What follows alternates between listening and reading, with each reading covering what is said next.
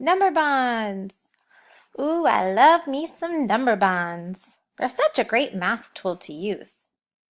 Today we're going to work with number bonds together, and we're going to look at a number sentence and talk about where these numbers go in a number bond and how to use it with takeaway problems or subtraction.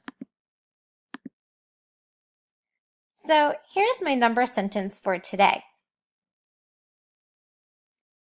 The first number in a subtraction number sentence is my whole number. That's how many I start with.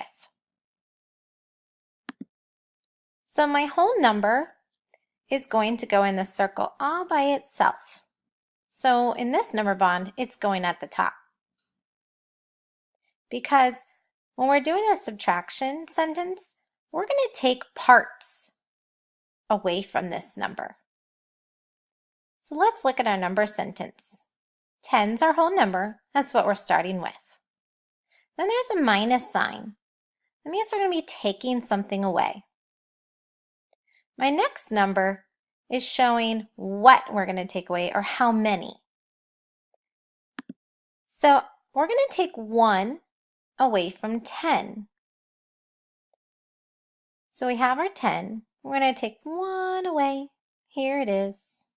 And to show that on a number bond that is being taken away, it's great to cross it out and put an X on it. That's going to remind you that this is the part that's being taken away. So we started with 10.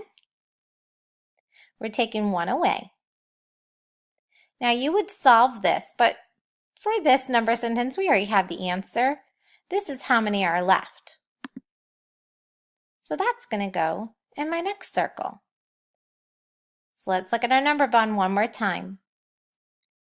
The circle by itself is the whole number. It's the number we started with.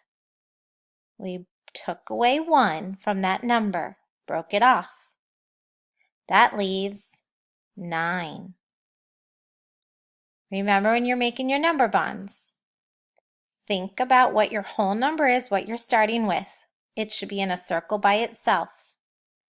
Don't forget to cross off the number in your number bond that shows which one is being taken away.